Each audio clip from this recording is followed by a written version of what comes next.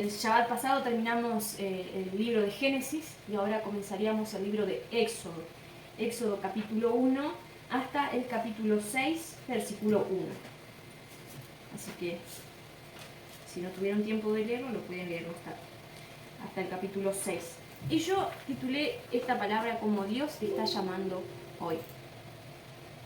Pero antes de entrar al libro de Éxodo, o en esta porción se llama nombres, ¿no? Porque aquí al principio del Éxodo dice, estos son los nombres, ¿sí?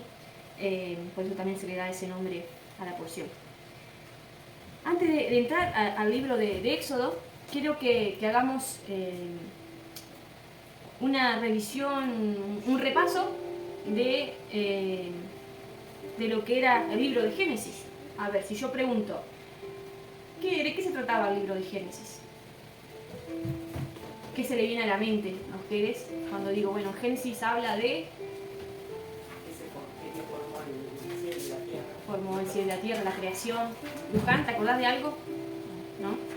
Podríamos decir de Abraham, de Noé, del diluvio, ¿no? La desobediencia del hombre. Pero en general, en su gran mayoría, si empezamos a hacer como una división de qué fue lo que más se habló, no solo se habló de la creación, que fue el principio, por eso se llama Génesis. Génesis significa el principio. Nos va a hablar de un hombre, del llamado de un hombre. Y todo empieza por uno, vamos a ir viendo que en el libro de Éxodo también nos va a hablar acerca de un hombre. Entonces, Génesis, si prestamos atención, habla del llamado de un hombre. Y este hombre se llamaba Abraham, ¿no?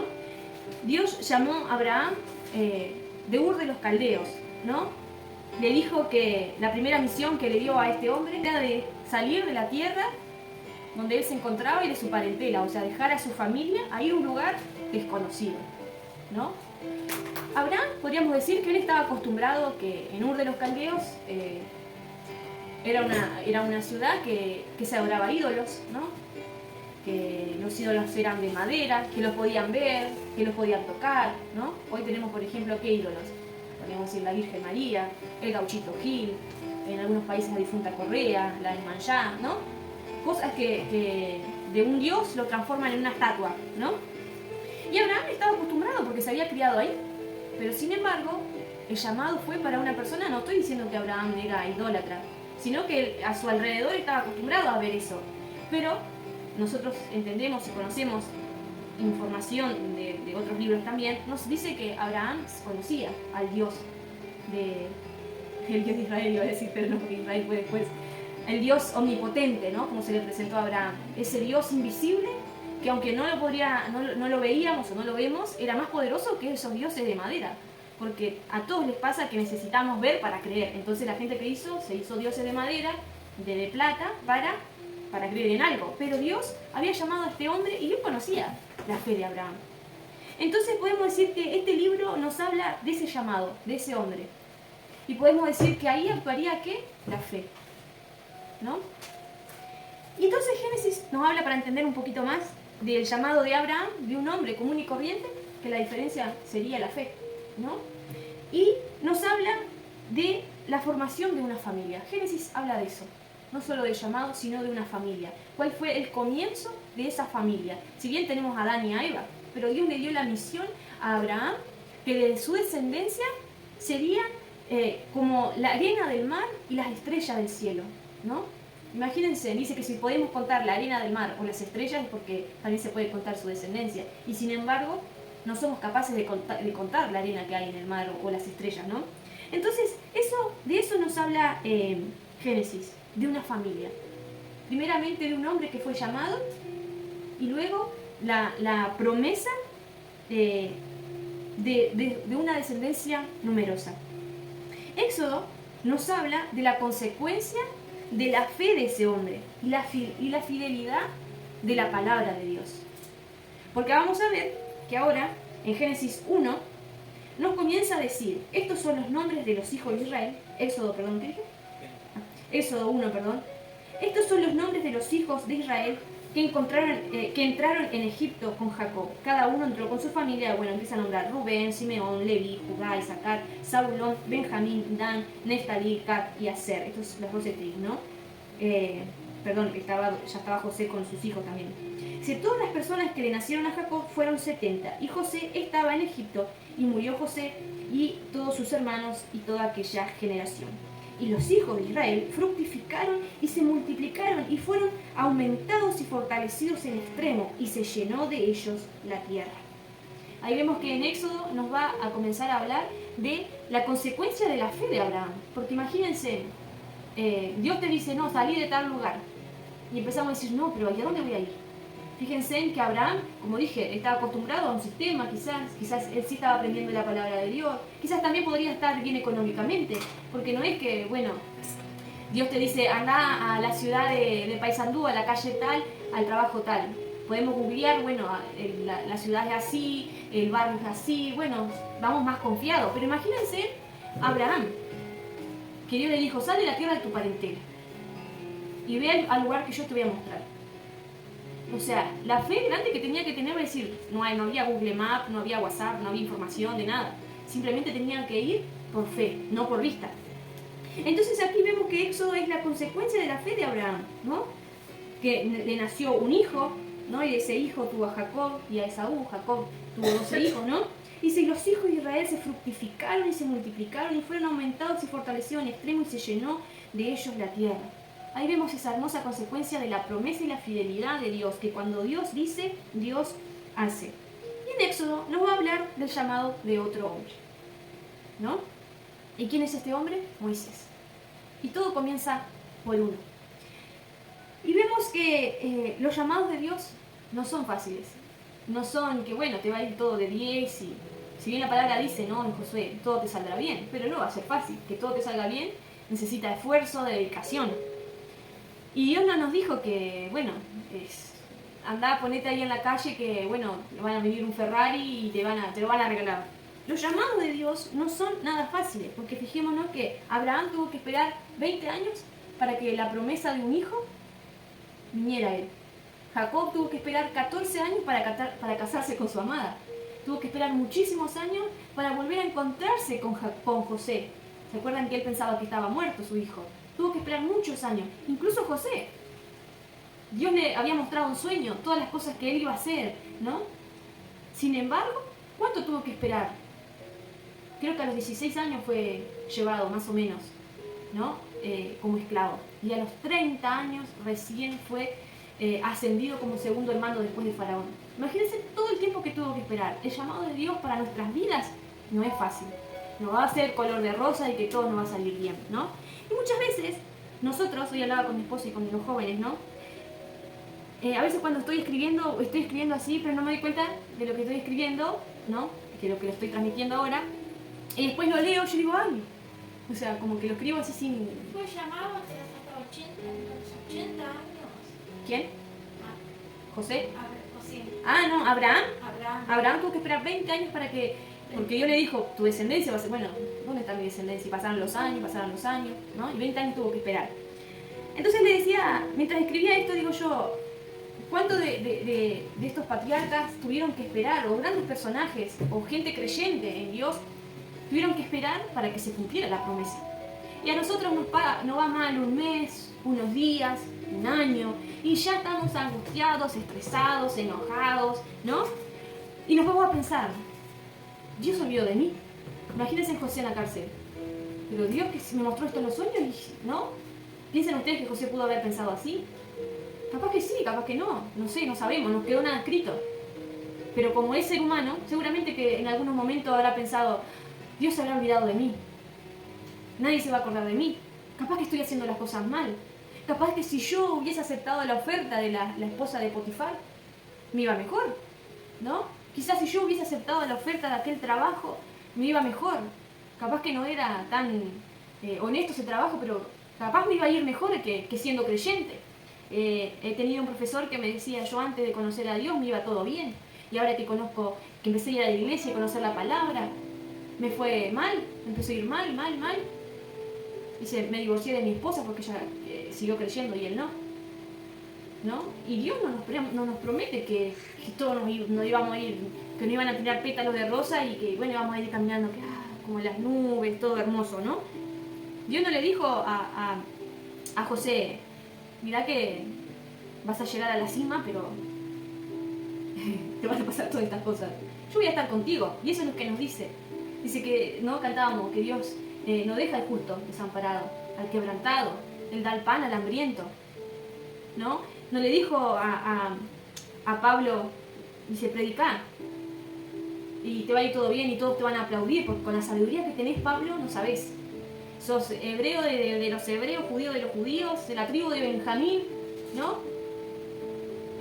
Rabino de los rabinos. Mirá, te van a aplaudir cuando digas que crees en Yeshua, que es Dios. No, sin embargo, fue a la cárcel muchas veces.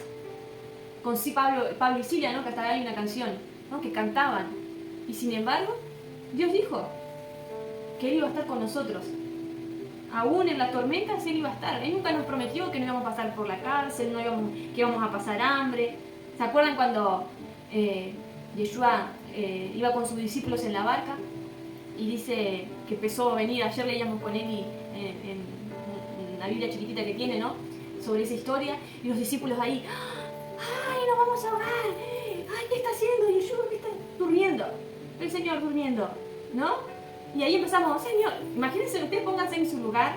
Yo nunca me subí a un bote, que yo recuerde, pero si me marean las hamacas, imagínense si me subo a un barco con tormenta, yo creo que ya estoy en el horno, ¿no? Pero imagínense los discípulos en ese momento. Yeshua, despertate, que nos vamos a morir. Sin embargo, Yeshua estaba en medio de la tormenta con ellos y no se daban cuenta. No se daban cuenta que Yeshua había alimentado a 5.000 hombres. No se habían dado cuenta que había sanado a cojos, ¿no? A ciegos. Y estaban diciendo, no vamos a morir ahogados, ¿no? Cuando también estaban solos, que aparentemente parece que estaban solos en la barca, cuando Yeshua dijo, pasen aquella, que yo después los alcanzo. Sin embargo, Yeshua estaba ahí, aunque ellos no lo veían en la barca. Y Pedro dice, ay no, eso que es un fantasma, ¿qué es esto? ¿No? Y dice, siempre queremos una prueba de Dios. Señor, si me voy a ganar en un auto 0 kilómetros, que mañana llueva, Señor. Siempre buscamos una señal, ¿no? De que estamos en el camino correcto. Y Yeshua estaba en la tormenta. Dios no nos dijo, mirá, ¿me aceptás como Señor y Salvador? Bueno, sí. No, te voy a librar de todas las tormentas, de todas las pruebas y de todas las enfermedades. No, Dios no nos dijo eso. De todas esas cosas, Él nos iba a dar la salida. Y vamos a leer Primera de Corintios para reafirmar esto. Primera de Corintios 10, versículo 13. Dice, no os ha sobrevenido ninguna tentación que no sea humana, pero fiel es Dios, que no nos dejará ser tentados más de lo que podéis resistir, sino que dará también juntamente con la tentación la salida para que podáis soportar. Aquí la palabra tentación también se podría haber traducido como pruebas. Entonces, no nos dejará ser probados más de lo que podamos resistir, y que juntamente con la prueba vendría la salida. De esa tormenta que Yeshua estaba en la barca, no tendríamos que preocuparnos, pero nosotros ¿qué hacemos? Nos quejamos, decimos, no, ¿será que estoy haciendo las cosas mal? ¿Y por qué? ¿Y por qué lo otro? ¿No? Cuando Dios dice que va a abrir una puerta, se abren las puertas. Cuando Dios dice que se va a cerrar una puerta, no hay nadie que pueda abrir o que pueda cerrar, porque Él es el que manda. Entonces la palabra nos dice, no temas ni desmayes, porque yo estoy contigo donde quiera que vayas, siempre y cuando guardemos sus mandamientos, ¿no? Y sin embargo, decía hoy, también reflexionaba, que en su gran misericordia, yo puedo hablar como testimonio de que muchas veces en mi desobediencia, en mi rebeldía máxima en un pasado, Dios me ha librado de accidentes que no se imaginan. Y de cosas que quizás ni yo me he enterado, quizás en algún futuro Dios me pasa una película delante de mí y me dice, mira, de acá te libré, de acá, de acá, de acá, de acá. Todo esto por mi misericordia y por mi gracia.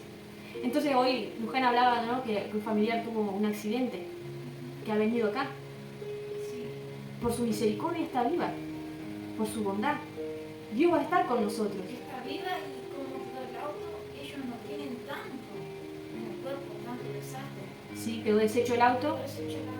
Y sin embargo, y Dios nos habla una, nos habla dos, nos habla tres, siempre nos va a dar oportunidad. Y yo me imagino, ¿no? Déjenme imaginarme un ratito, que cuando lleguemos allá y nos presentemos delante del Señor, nos va a mostrar una imagen de nuestra vida y nos dice, mirá, yo te llamé acá, te llamé allá, te llamé acá, te di esta prueba, te di esto, y no quisiste venir a mí.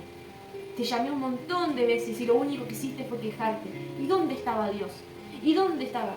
¿Y por qué tal cosa? ¿Y por qué lo otro? ¿No? Es que las pruebas van a venir. Entonces vamos a entrar un poquito acá al llamado de Moisés, quien va a tener la misión de llevar a esta nación, a esta consecuencia de la fe de Abraham. ¿Sí? Dice el capítulo 3 de Éxodo, dice, apacentando Moisés las ovejas de Yetro, su suegro, sacerdote de Madián, llevó las ovejas a través del desierto y... Capítulo 3, 3, sí, ¿cómo? el llamamiento de Moisés. Llevó las ovejas a través del desierto y llegó hasta Horeb, monte de Dios. El monte Sinaí nos habla también, nos explica, nos especifica bien en Hechos. Dice, y se le apareció el ángel de Yahweh en una llama de fuego en medio de una zarza. Y él miró y vio la zarza que ardía en fuego y la zarza no se consumía. Entonces dijo, iré yo ahora y veré que esta gran visión, porque ¿por qué causa la zarza no se quema? Viniendo Yahweh que él iba a ver, lo llamó Dios de en medio de la zarza. Ay, es tan impresionante esto. Y dijo Moisés, Moisés, y él respondió, heme aquí. Y dijo, no te acerques, quita tu calzado de tus pies, porque el lugar en que tú estás, tierra santa es. Yo soy el Dios de tu padre, el Dios de Abraham, el Dios de Isaac y el Dios de Jacob. Vamos a leer hasta ahí. Pero en estos 6 versículos se esconden la maravillosa, algunos le dicen Trinidad de Dios o la deidad de Dios, mejor dicho, ¿sí? La deidad de Dios. Podemos ver también la representación del Ruach HaKodesh, del Espíritu Santo, ¿sí? La manifestación del Hijo, ¿no? ¿Y por qué digo eso? Dice el versículo 2, y se le apareció el ángel de Yahweh. Muchas veces Yeshua se ha manifestado como el ángel. El ángel significa enviado, ¿sí? El mensajero, ¿no? De Yahweh. Se ha manifestado un montón de veces, ¿sí? Y acá dice, en una llama en medio de la zarza. Una llama de fuego, perdón. ¿Cómo se le ha conocido, cómo se ha manifestado la Ruach HaKodesh? Como fuego. ¿Se acuerdan que cuando los apóstoles estaban reunidos en Pentecostés, ¿no? En la fiesta de las semanas que se le conoce, dice que ellos estaban todos orando, unánimes, y dice que se le aparecieron como llamas, ¿sí? Lenguas repartidas como fuego, ¿no? Y eso nos habla del Espíritu Santo. Que ¿a quién estaba llamando a Moisés? Yeshua, ¿en medio de qué? De ese fuego que no se consume, que no se termina, que es el Espíritu Santo, ¿sí? Entonces, ¿qué nos enseña esto a nosotros? Si nosotros nos ponemos en el lugar de Moisés, porque todos aquí, y los que puedan estar mirando a través de internet, todos tienen un llamado. Quizás algunos no saben, otros sí, algunos están desarrollando su ministerio, su propósito, entendiendo, comprendiendo qué es lo que quiere Dios para su vida. Pongámonos en el lugar de Moisés. Se nos aparece Yeshua, que a todos se nos apareció. ¿Cómo? A través del Evangelio. Nos han dicho, mirá, creen en Yeshua porque tenemos salvación, tenemos vida eterna. Se nos ha presentado. Y a raíz de eso, cuando Él muere, resucita, ¿quién viene? La Ruach HaKodesh. ¿Y qué hace la Ruach HaKodesh? Nos convence de pecado. Dice que ese es su trabajo, convencer al mundo de pecado. Si Yeshua no hubiese muerto, la Ruach HaKodesh no pudo haber venido a morar dentro de nosotros. ¿Por qué? Porque antiguamente estaba el tabernáculo o estaba el templo de Dios, donde estaba la presencia de Dios. Pero una vez que se destruyó el templo, que se rasgó el velo, ¿no? Que solo un sacerdote por año podía entrar en la presencia de Dios para el perdón, no hacer un sacrificio para el perdón del pueblo, una vez que se rasgó una cortina que había, dice que nosotros quedamos con la entrada libre y gratuita para entrar en la presencia de Dios. Porque el que entraba a ese lugar moría, si estaba en pecado, moría. Entonces el sacerdote tenía que estar en pureza, ¿no? Entonces hoy, por la muerte de Yeshua, nosotros podemos entrar libremente a la presencia de Dios, sin intermediarios, sin ninguna cortina, sin pedirle a la Virgen, sin pedirle a nadie, libremente por medio de Yeshua. ¿Y eso qué fue? ¿Cuál fue la consecuencia de su muerte? Que venga el Ruach HaKodesh. Y ahí nos empieza a llamar, porque es el que nos convence y nos dice, mirá, vení, arrepentite, ¿no? Fíjense en que Moisés mató a un hombre, ¿no? ¿Se acuerdan que él huyó de Egipto? Porque él mató a un egipcio y lo escondió porque estaba golpeando a uno de sus hermanos, porque Moisés era hebreo, ¿no? Para los que quizás no conocen muy bien la historia. Entonces, el Espíritu Santo, quien nos está llamando acá con este fuego consumidor, nos está diciendo, vengan a mí, ustedes tienen una misión, cada uno de ustedes tienen, yo tengo una misión, Luján tiene una misión. Y la misión, quizás de Moisés, era hablarle a Faraón y dirigir al pueblo, a esta nación, ¿no? A la libertad. Y fíjense que dice en el versículo 6, dice, yo soy el Dios de tu padre, el Dios de Abraham, el Dios de Isaac y Dios de Jacob, que está representado la deidad de Dios, de Yahweh, Dios Padre, Dios Hijo y Dios Espíritu Santo, que son uno solo, no es que son cosas separadas, sino que son uno solo y que tienen sus funciones, ¿sí? Entonces es maravilloso esto que Dios nos está llamando, no solo, si bueno, su Espíritu Santo, no, Dios completo nos está llamando a una misión. Entonces, sigamos leyendo, ¿no? Se lo voy a ir por arriba, dice que Dios le dice, mirá, yo he escuchado que el pueblo de Israel, esta nación, la descendencia que le prometí a Abraham, está siendo esclavizada. Ellos clamaron a mí, después de 400 y pico de años, clamaron a mí y yo escuché su oración. Porque fíjense que 400 años, si nosotros nos olvidamos de la prédica del sábado que yo prediqué, imagínense, de los 400 años, ¿no? Que ellos se acuerden del Dios de Abraham, del Dios de Isaac, del Dios de Jacob, que Dios le había dicho circunciden a los niños a los 8 días, ¿no? A los varones. 400 años pudieron haber pasado un montón de cosas.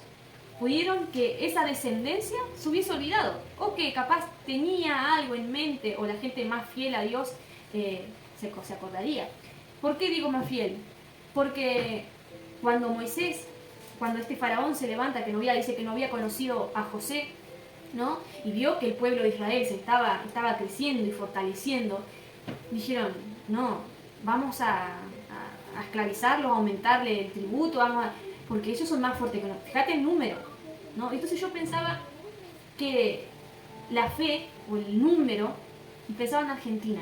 Digo, cuando terminó el Mundial y ganó Argentina, la cantidad de gente que había en el obelisco, la cantidad de gente que se juntó, creo que no sé si 2, 3 días, si bien a emborracharse o a hacer fiesta, pero en todo el país, no solo en Buenos Aires, si se juntara para que el gobierno o para que la economía terminara, con toda esa gente que salió, Argentina cambia. Si todos se juntaron con un mismo propósito, a pedir algo, a pedir que la economía, los alquileres se fueran a las nubes, la carne, los alimentos, si todos se juntaron por el bien suyo, el gobierno que está ahora no está. ¿Y qué pasa? Hicieron lo que vemos en muchos países, hizo Faraón, dice vamos a aumentar el trabajo, los tributos, vamos a darle opresión. Entonces ellos van a creer que son débiles, ¿no? Pero si se juntan, como se juntaron para clamar a Dios, el Dios que todo lo ve, que todo lo puede, es más poderoso que cualquier faraón. Entonces si todos nos juntamos, pero todo comienza por uno, si todos nos juntamos para orar por esta nación, por Uruguay, no que, ay no, pero yo tengo la denominación tal, no, pero yo, si todos nos juntamos realmente a cumplir la palabra de Dios, a clamar a Dios y a obedecer su palabra, Uruguay, Argentina, Venezuela, Cuba cambia. Pero no creemos que somos nada, que no podemos, que somos minoría. Entonces, Dios dice que oye la oración. Dice, ¿quién soy yo? Y ahí vemos que nuestra fe, pongamos siempre en el lugar de Moisés, empieza a esa inseguridad. Dice, ¿quién soy yo para que vaya Faraón y saque de Egipto a los hijos de Israel? Escúchame, me huí de ahí porque maté a alguien, pero no sé con quién estás hablando, ¿no? Imagino, ¿no? Los pensamientos, dice. Y dice que Dios le dice, ve porque yo estoy contigo. Dios le dijo, yo estoy contigo. Dice que le da por señal de que dice, y esto te será por señal, versículo 12, que yo te he enviado, que hayas sacado de Egipto al pueblo, serviréis a Dios sobre este monte. Entran nuestras dudas, nuestras inseguridades, pero ¿quién soy yo? ¿No? Y ese versículo 19 del capítulo 3. Y hay como un pero acá. Mas yo sé que el rey de Egipto no os dejará ir sino por mano fuerte. En otras palabras, mirá, yo sé que Faraón es de cabeza dura, va a ser difícil, o sea, quizás Moisés no comprendió, no los va a dejar ir. Pero mira lo que lo dice el versículo 20, pero yo extenderé mi mano y heriré a Egipto con todas mis maravillas y haré en él y entonces os dejará ir. Recuerden esto, yo estaré contigo, yo los dejaré libres, yo los dejaré ir. ¿Y qué nos advierte acá? Él no lo va a dejar ir, no le va a hacer la cosa fácil. Su llamado, Luján, tu llamado, Olga, tu llamado, Emiliano, no va a ser fácil, no va a ser color de rosa. ¿Sí? Pero yo estoy contigo. ¿Sí? Entonces dice Moisés, sigue las inseguridades, seguimos en las inseguridades, pero dice el capítulo 4, versículo 10. Entonces dijo Moisés a Yahweh, ay Señor, nunca he sido hombre de fácil palabra, ni antes ni desde que tú hablas con tu siervo, porque soy tardo en el habla y torpe de lengua. O sea, no. Yo que soy un uruguayo, un salteño que habla atravesado, yo, Ximena, que digo mazmorra en vez de decir... Éxodo capítulo 4, versículo 10. ¿No? Imagínense, yo digo que soy torpe para hablar, que digo mazamorra en vez de mazmorra. Que se me atraviesan las palabras, Señor, ¿qué llamado tengo yo, no? No, yo no puedo compartir la palabra, y menos liberar a un pueblo, ¿no? Y dice versículo 12 del capítulo 4. Mas pues ve, y yo estaré con tu boca y te enseñaré lo que hayas de hablar. Y de vuelta a la inseguridad, dice, ay Señor mío, Señor, dice, envía, te ruego, por medio de que debes enviar. O sea, por favor no me dé esta visión porque yo estoy en el horno, yo me escapé de Egipto, yo soy un pastor de ovejas. No. Mandá a otro porque dice no, yo no hago bien ese trabajo, ¿no? Y dice entonces, Yahweh se enojó contra Moisés y dijo, yo conozco a tu hermano, bueno, está bien. Yo lo que quería era que vos hicieras, bueno, yo voy a mandar a otra persona que te ayude. Sin embargo, Dios está con nosotros y también nos ayuda, nos manda a alguien, a tu esposo, tu esposa, tu hermana, tu amiga, lo que sea, para ayudarte en esa inseguridad que tenés. Bueno, vos no podés hablar bien, bueno, yo te voy a ayudar igual, yo estoy contigo. No te olvides, Luján, que yo estoy contigo. No te olvides solo que yo te... Bueno. Entonces, vemos que Moisés arranca su misión, ¿no? Y se encuentra con Aarón primero y van a hablar ante Faraón, ante este rey que no conocía a las maravillas que hizo José, que trajo a su pueblo. Y dice que cuando fueron a hablar, el Faraón dijo, estos se quieren ir a adorar al desierto y vago, no quieren trabajar, ¿no? En otras palabras, lo que estaba diciendo acá dice capítulo 5, versículo 7. Capítulo 5, versículo 7 dice, de aquí en adelante no daréis paja al pueblo para hacer ladrillo, como hasta ahora. Vayan ellos y recojan por sí mismos la paja.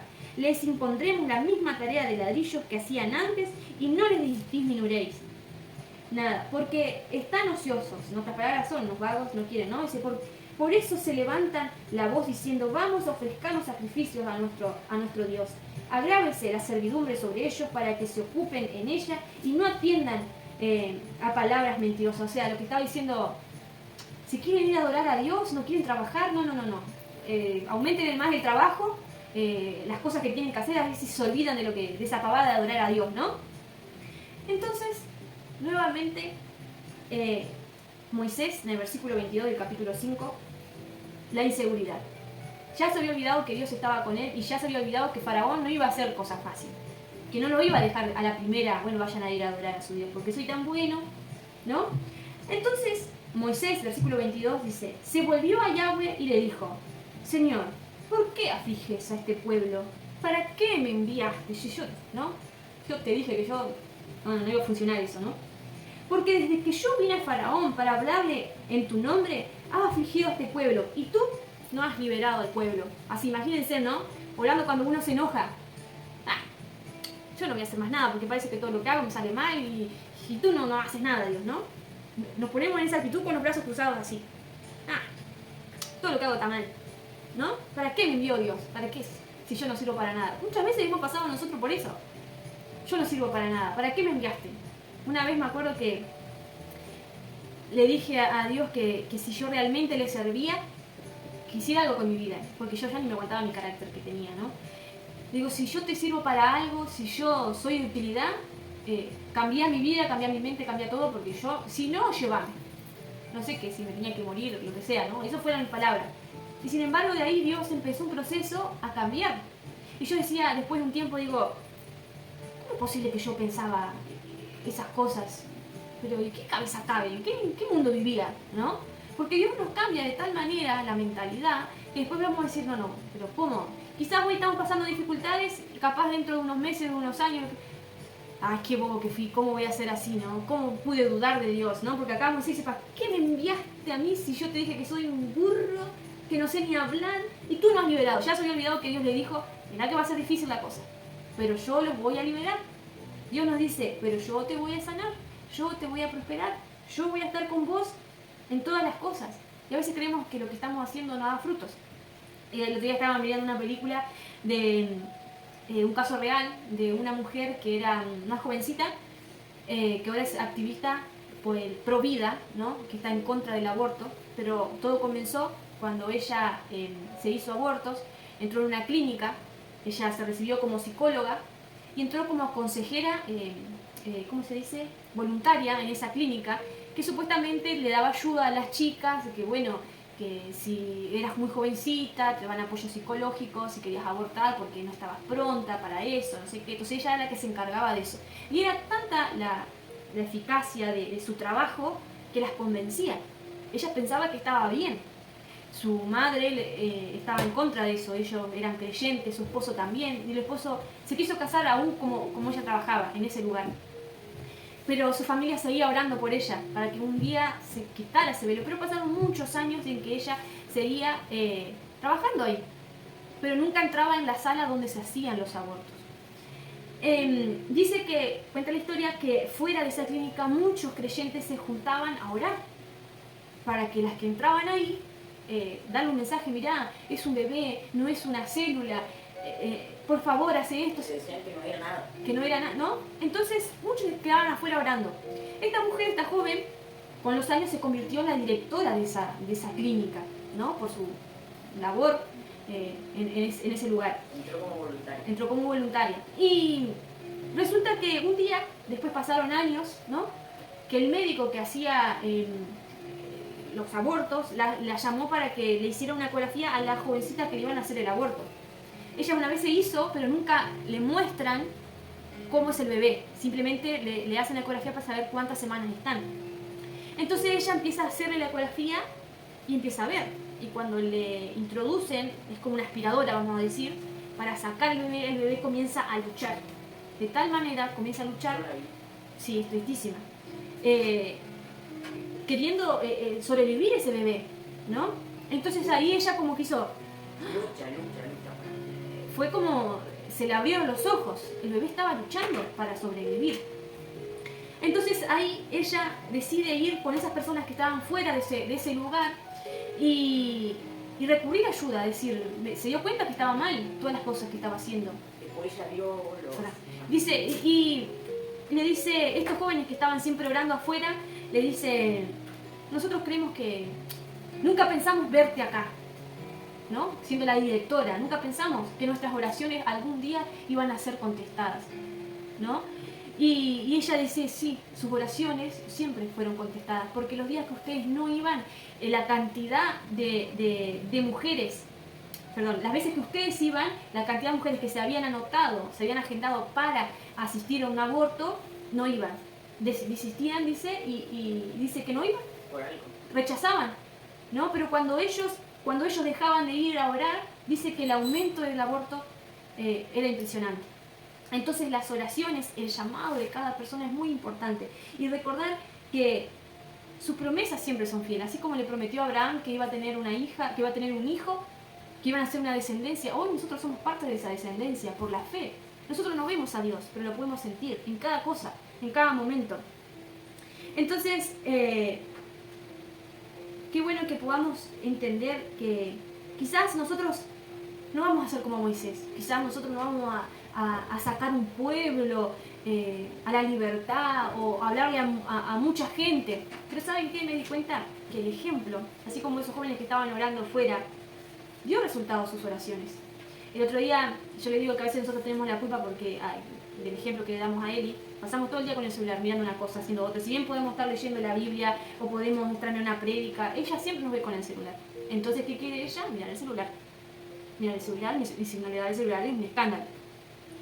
Y el otro día estaba estudiando y para estudiar necesito leer en voz alta para que me quede grabado, ¿no? Entonces yo leía, no sé qué, estaba leyendo y ella estaba jugando con sus muñecos y comenzó a leer su Biblia. No, mamá, yo quiero leer, me dice. Bueno, agarró la Biblia y le leía a los muñecos la Biblia, ¿no? Su bebés. Y a veces creemos que necesitamos predicar a multitud, que necesitamos, ¿no? Y que la gente venga y que eso va a ser nuestro fruto. No, a veces simplemente es con el ejemplo. ¿Qué mejor que el ejemplo que las palabras? Porque a veces nosotros le podemos decir, o le podemos enseñar a Benja que tiene 13 años, ¿no? Hace esto, hace lo otro, si nosotros no lo hacemos y no damos ejemplo, nunca se va a convertir. Entonces nuestro llamado quizás no es predicarle a las naciones, sino nuestro llamado quizás simplemente es ser de ejemplo. ¿De ejemplo de qué? De cumplir sus mandamientos. Y la gente que nos va a ver nos va a decir, yo quiero aquello. Yo le decía a los jóvenes, muchas veces nosotros imitamos. Nos acercamos tanto a una persona que terminamos imitándola porque nos gusta cómo habla Luján, nos gusta cómo se viste Olga y tratamos de esas cosas buenas de imitar y a veces también imitamos las cosas malas, se nos pegan. Ojalá que no, pero a veces se nos pega. Entonces, el ejemplo es el primer fruto que podemos dar. Porque dice, Dios hoy nos está llamando a que seamos ejemplo.